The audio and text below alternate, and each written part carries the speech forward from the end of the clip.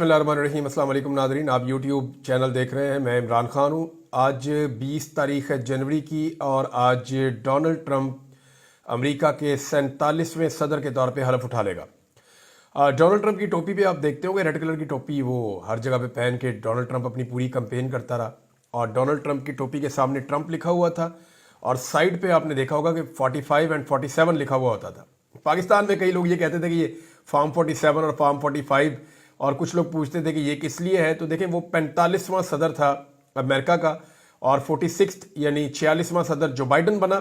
Donald Trump ने कहा कि उसके साथ धांधली हुई है और अब दोबारा डोनाल्ड ट्रंप मुंतखब हो गया, तो वो 47वां सदर है अमेरिका का। डोनाल्ड ट्रंप आज के बाद अमेरिका के सदर होगा। जो बाइडन जो है वो चला गया और जो बाइडन का जो सहारा पाकिस्तान की एस्टेब्लिशमेंट को और हुकूमत को मैसर था वो अब मौजूद नहीं रहेगा। बैरूनी दबाव बढ़ता चला जाएगा।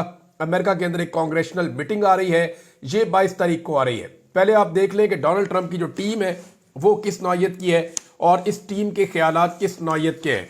देखिए, क्या वाकई में पाकिस्तान के ऊपर ये दबाव आएगा, ये सवाल सबसे ज़्यादा पूछा जाता है। यानी अमेरिकन दबाव को तो कोई भी तस्लीम नहीं करता, पाकिस्तान में कोई भी अच्छी नज़र से नहीं देखता, लेकिन इंसानी हकूक़ की जो खिलाफ वर्जियाँ और पामालियाँ जो हुई हैं जो बाइडन के आशीर्वाद से, जो पाकिस्तान की रियासत ने पाकिस्तान के शहरियों के साथ किया है, उसके नतीजे में एक रिएक्शन पैदा हुआ है। और अगर अब उस तरह की सपोर्ट मैसर ना हुई तो फिर वो सब कुछ नहीं किया जा सकेगा। क्या जो बाइडन से मुख्तलिफ होगी डोनाल्ड ट्रंप की पॉलिसी, ये पाकिस्तानियों के अंदर सबसे बड़ा सवाल ये है। डोनाल्ड ट्रंप की टीम को अगर आप देखें तो पीट हेग्सेथ ये उनका जी सेक्रेटरी ऑफ द डिफेंस है। उसके बाद तुलसी गैबर्ड ये डायरेक्टर ऑफ नेशनल इंटेलिजेंस है। मार्को रूबियो, इसको बहुत सारे लोग जानते होंगे पहले से भी, ये सेक्रेटरी ऑफ द स्टेट है और ये बड़ा इंपॉर्टेंट ओहदा है। मार्को रूबियो के बारे में मैं आपको ये बताऊं कि ये पाकिस्तान के लिए और बहुत सारे और मुल्कों के लिए मुश्किलात पैदा करेगा, क्योंकि इसकी पॉलिसी जो है वो बहुत ही एंटी एस्टेब्लिशमेंट टाइप की इसकी पॉलिसी है। क्रिस्टी नोएम ये सेक्रेटरी ऑफ होमलैंड सिक्योरिटी। काश पटेल को FBI डायरेक्टर तैनात किया गया है अब तक की इत्तला के मुताबिक। जॉन रैटक्लिफ ये CIA डायरेक्टर होगा और माइकल वॉल्ट्स ये national security adviser Donald Trump का, और एलिस स्टेफनिक ये यूनाइटेड नेशन की मेंबर है अमेरिका की जानिब से, डोनाल्ड ट्रंप ने इनको तैनात किया। और इसके अलावा कैरोलिन लेविट ये व्हाइट हाउस प्रेस सेक्रेटरी होगी, जैसे कि व्हाइट हाउस के अंदर से जो स्टेटमेंट जारी होते हैं वो यहां से होंगे। और रिचर्ड ग्रेनल ये special envoy to the president है और बहुत सारे ओहदे भी हैं, लेकिन ये वो हैं जो पाकिस्तान के ऊपर कम से कम इंपैक्ट डाल सकते हैं या बैरूनी मामलात को ज्यादातर देखेंगे। अब अगर इन लोगों की मुश्तरका खसूसियात निकाली जाए कि इनके अंदर कौन सी चीजें हैं जो एक जैसी हैं, और वही चीजें डोनाल्ड ट्रंप में हैं, जिनकी बुनियाद के ऊपर ये सारी टीम इकट्ठी हो गई है। हम ख्याल लोगों की टीम बनती है ना। एक तो ये सब लोग जो हैं वो डीप स्टेट एक्टर्स के या एस्टेब्लिशमेंट की मुदाखलत के बहुत खिलाफ है। और अमेरिका में ये इलेक्शन लड़के आए हैं वहां की डीप स्टेट के, यानी इन्होंने अमेरिकन एस्टेब्लिशमेंट को शिकस्त दी है। और जहां जहां पे अमेरिकन एस्टेब्लिशमेंट ने गंद मारा है, ये वहां के बारे में भी उसी तरह की राय रखते हैं। पाकिस्तान के बारे में आप इनकी राय पहले ही सुन चुके हैं, और इमरान खान साहब के बारे में भी डोनाल्ड ट्रंप से लेकर बाकी इनकी टीम की जो राय है वो अब तक तो आपके सामने है। फिर ये सारे लोग जो है ये एंटी वॉर हैं, ये नई जंगें शुरू नहीं करेंगे, ये जो पुरानी जंगें हैं उनको रोकने की कोशिश करेंगे। ये हथियार के बजाय अपना हथियार बनाएंगे, पाबंदियों को और दबाव की पॉलिसी इख्तियार करेंगे। यानी दुनिया के ऊपर पाबंदियां लगाएंगे, उनके ऊपर दबाव डालेंगे और इन चीजों को बतौर वेपन इस्तेमाल करेंगे। ये भारत की तरफ इनका झुकाव रहेगा। भारत क्योंकि दुनिया में दूसरी सबसे बड़ी आबादी है और ये उसको एक बड़ी मार्केट के तौर पे देखते हैं, और इलन मस्क जो है उसकी भी भारत से बड़ी कुर्बत है। बहुत सारे और इनकी टीम के अंदर मेंबर हैं डोनाल्ड ट्रंप की जो भारत के तरफदार हैं, तो ये भी एक खसूसियत इनकी रहेगी। इंसानी हकूक के मामले में ये सख्त पॉलिसी रखेंगे। वैसे भी अमेरिका की जो फॉरेन पॉलिसी है वो खुद ये कहते हैं कि जनाब हमारी जो बुनियाद है उसकी वो इंसानी हकूक है। हालांकि इंसानी हकूक के मामलात में अमेरिका से भी बहुत शिकवे और शिकायतें पूरी दुनिया को रहते हैं और बहुत सारी ऐसी मिसालें माजी में मौजूद हैं। भारत हम बात कर रहे थे डोनाल्ड ट्रंप की टीम की, तो डोनाल्ड ट्रंप की टीम के अंदर ये मुश्तरका खसूसियात हैं इन सारे लोगों के अंदर, और ये लोग क्या कर सकते हैं ये पता चलेगा। क्या ट्रंप के साथ पाकिस्तान की जो इस वक्त मौजूदा हुकूमत है उन्होंने कोई वर्किंग रिलेशन बना लिया है या ट्रंप की टीम तक उनकी रसाई हो गई है? तो अब तक की इतला के मुताबिक हुकूमत और एस्टेब्लिशमेंट दोनों बौखलाहट का शिकार है। यानी उन्हें खुद भी अभी तरह से कुछ आइडिया नहीं है कि डोनाल्ड ट्रंप उनको किस लेवल पे ले जाएगा या उन्हें किस तरह के हालात का सामना करना पड़ेगा। यानी उनके पास कोई हिंट नहीं है, बल्कि वो हम लोगों से और जो ओवरसीज हैं उनसे पूछते रहते हैं कि बढ़ेगा की। नवाज शरीफ साहब जो हैं वो तशरीफ ले गए थे अमेरिका और उन्होंने कोशिश की थी डोनाल्ड ट्रंप की टीम से या डोनाल्ड ट्रंप से मिलने की, लेकिन नवाज शरीफ साहब को वहां घास नहीं डाली गई और मियां साहब वापस से जो है वो बरतानिया पहुंच गए थे अमेरिका का नाकाम दौरा करके। अब अगर कोई इनके पास हिंट होता ना कि डोनाल्ड ट्रंप इनके साथ खड़ा हो जाएगा मौजूदा हुकूमत के साथ, जैसे जो बाइडन खड़ा हुआ था, उस तरह की कोई सहूलत मिल जाएगी।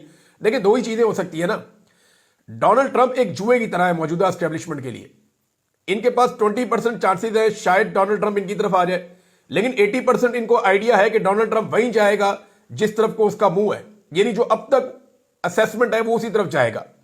ये एक जुआ है। अगर वो मौजूदा हुक्मरानों के साथ जो बाइडन की तरह मिल गया और इनके साथ खड़ा हो गया तो पाकिस्तान तहरीक इंसाफ और इमरान खान साहब के लिए एक मुश्किल तरीन दौर का आगाज हो जाएगा और उनको मजीद जुल्म जबर और फस्तायत का सामना करना पड़ेगा बहुत लंबे वक्त के लिए।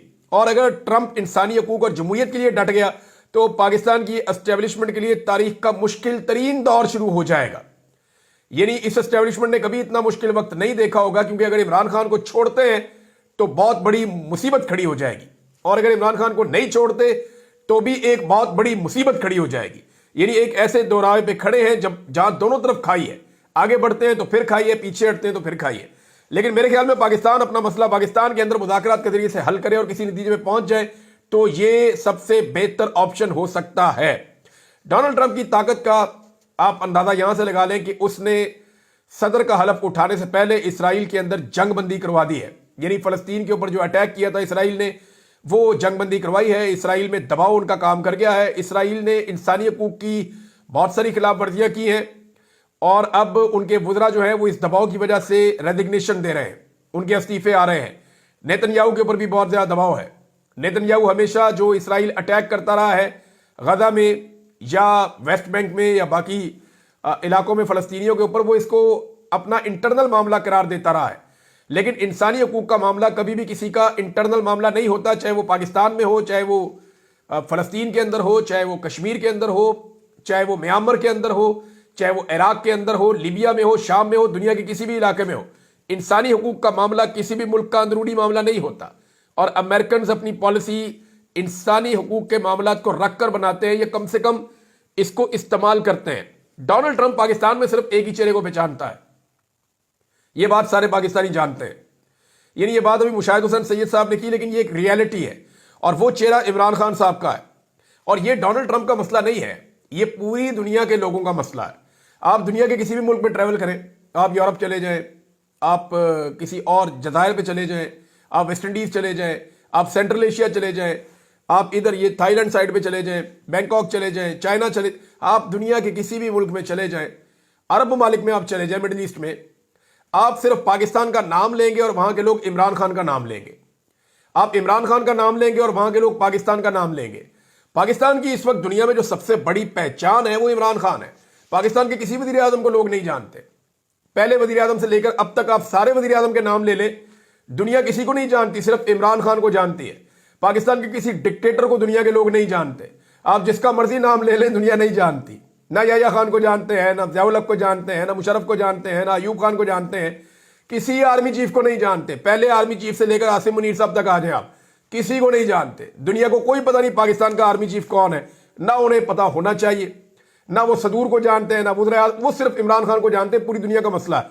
यही मसला जो है वो डोनाल्ड ट्रंप का भी है और डोनाल्ड ट्रंप जो है वो पाकिस्तान में इमरान खान को जानता है और वो जब कभी पाकिस्तान का जिक्र आएगा तो मामला इस तरफ जाएगा। डोनाल्ड ट्रंप को पाकिस्तानियों ने एक लेटर भी लिखा है और ये जो दो डेवलपमेंट्स होने जा रही है ना, नंबर एक तो मैंने आपको बताया कि कांग्रेशनल मीटिंग होने जा रही है, ये 22 तारीख को होगी अब तक की इत्तला के मुताबिक, और इसमें उम्मीद की जा रही है कि 8 से 10 सेनेटर शायद शामिल हो सकते हैं।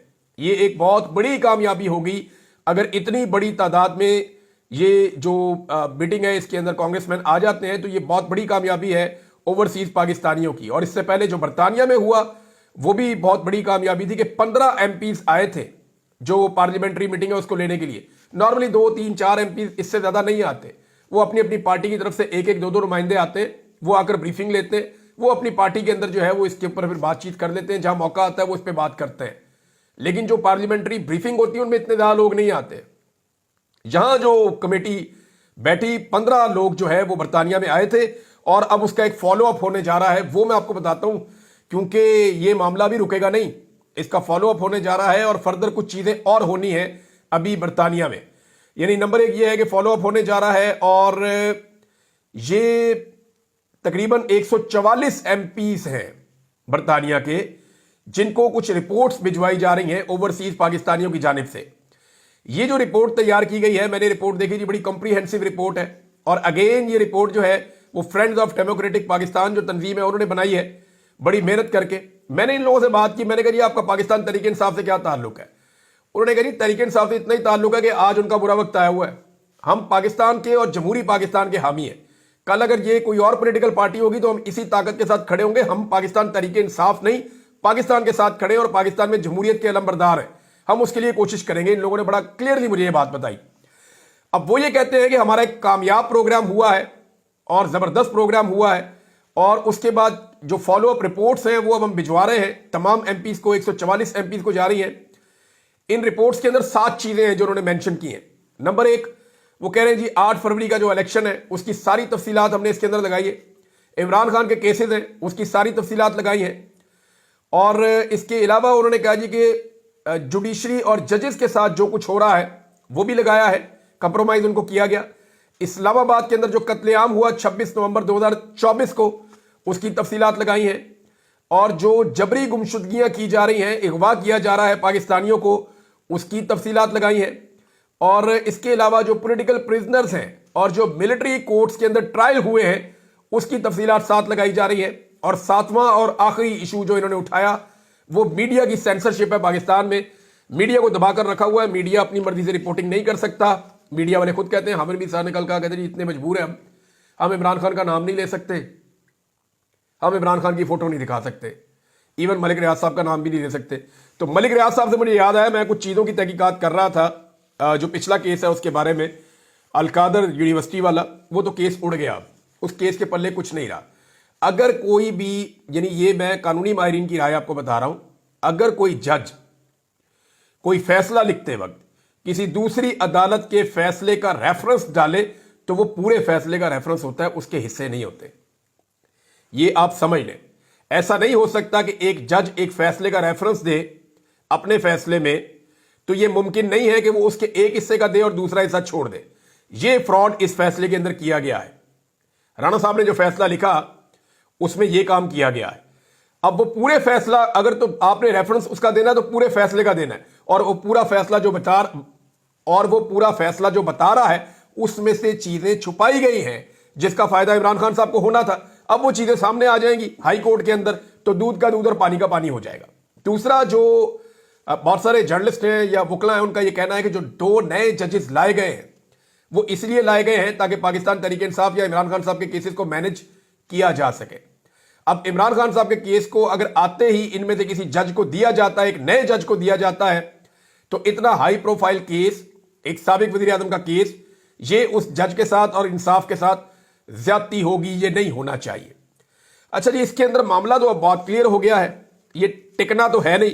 अब इसमें जो है वो ये भी बताया गया है, जर्नलिस्ट ये कह रहे हैं कि 2 चीजें इकट्ठी इमरान खान साहब दायर करेंगे। एक तो इमरान खान साहब की अपील जाएगी, एक आधे दिन में चली जाएगी इस्लामाबाद हाई कोर्ट पे। अपील के साथ जमानत की दरखास्त भी दायर होगी। ये 2 चीजें जानी है, साथ अपील जानी है, साथ जमानत की दरखास्त जानी है। और ये बात आप याद रखिएगा कि 1 से 1.5 माह से ज्यादा जमानत की दरखास्त जो है वो पेंड नहीं हो सकती। 1 से 1.5 माह के अंदर जमानत का फैसला हो जाएगा और इमरान खान साहब को इसमें डेफिनेटली जमानत मिल जाएगी। ये नहीं हो सकता कि इसमें जमानत ना मिले। अब जनाब, ये जो मामला है ये शुरू हुआ था उस वक्त जब मलिक रियाज की फैमिली ने खरीदा था 1 हाइड पार्क।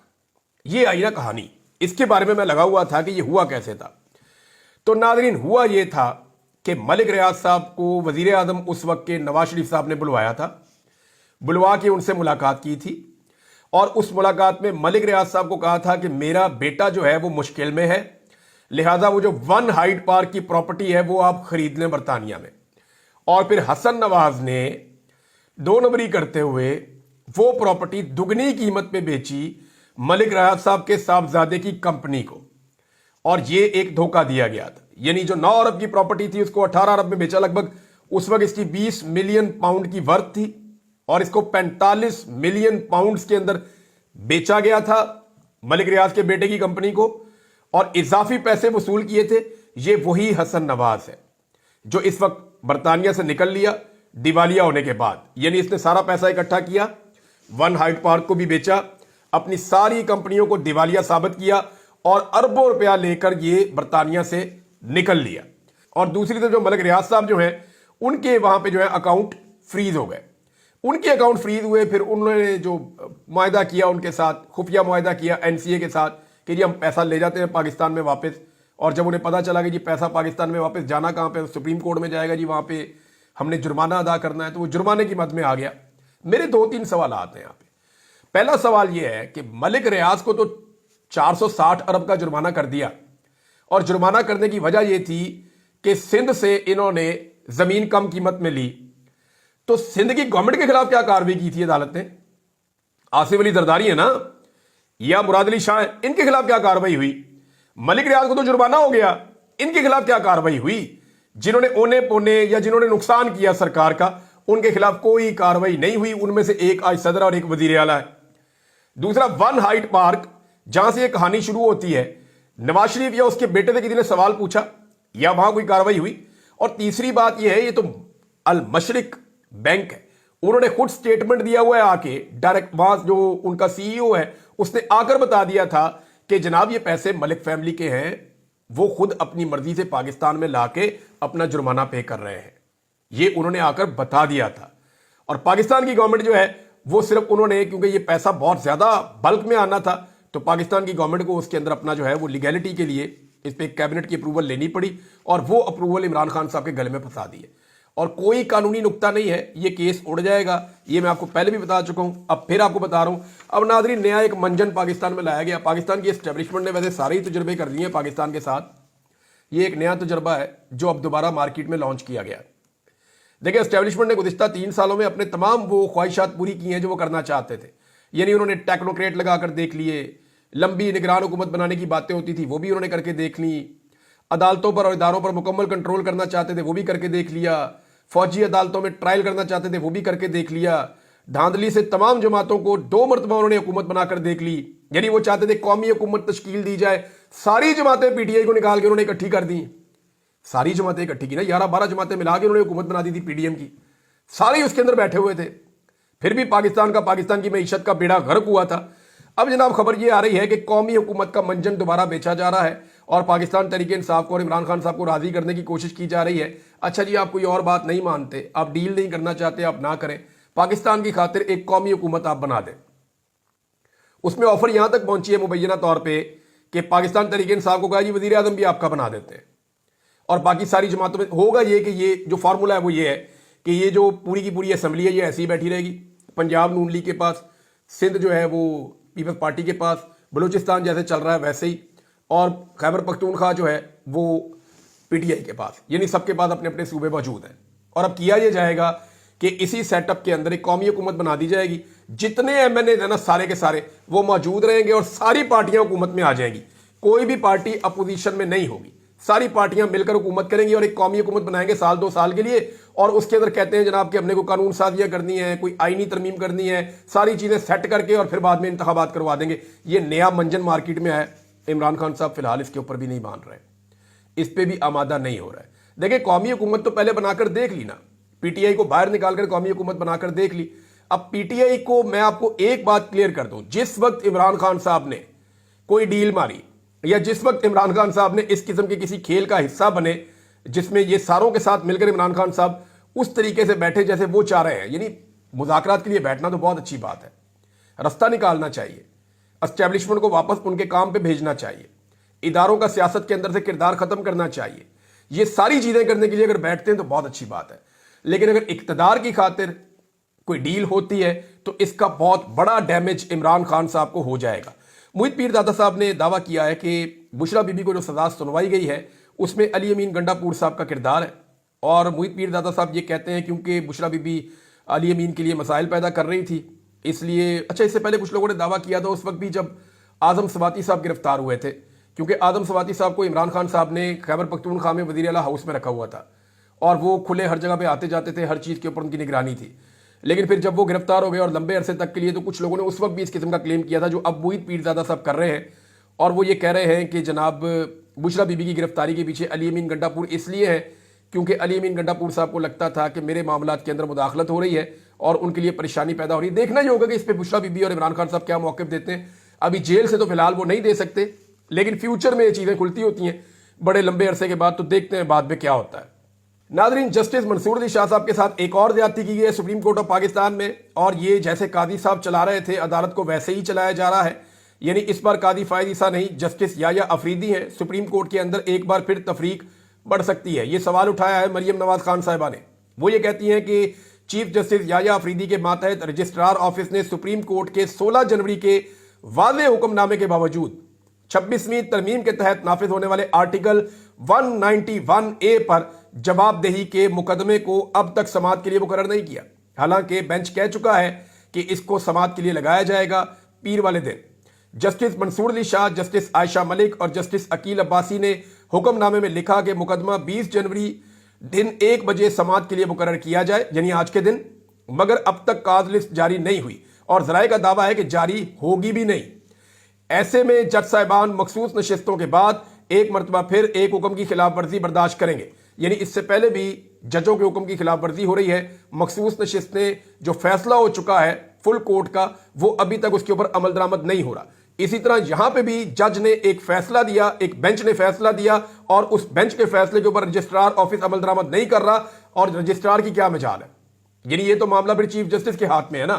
اچھا، اٹارنی جنرل آفس جواب کے لیے وقت مانگ رہا تھا. جب بینچ نے وقت نہیں دیا تو انہوں نے اپنے تقرر کردہ چیف جسٹس سے وقت لے لیا. یہ تاثر خود میں ایک تباہی ہے. اچھا جناب، مقدمہ کیا ہے؟ مقدمہ یہ ہے کہ کون سے معاملات جو ہیں وہ آئینی بینچ میں جا سکتے ہیں اور کون سے نہیں جا سکتے. یعنی اگر میں سمپلیفائی کروں آپ کو تو یہ 26ویں آئینی ترمیم کے اوپر بہت بڑے سوالات اٹھ جائیں گے اگر ان ججز نے کوئی فیصلہ دے دیا تو. اس لیے اس کیس کو ٹیکنیکلی لگنے نہیں دیا جا رہا. اب اندازہ کریں کہ عدالت حکم دیتی ہے اور کیس نہیں لگتا. اور یہ قاضی فائز عیسیٰ کے دور میں ہوتا تھا، اب جسٹس یحییٰ افریدی کے دور میں بھی ہو رہا ہے.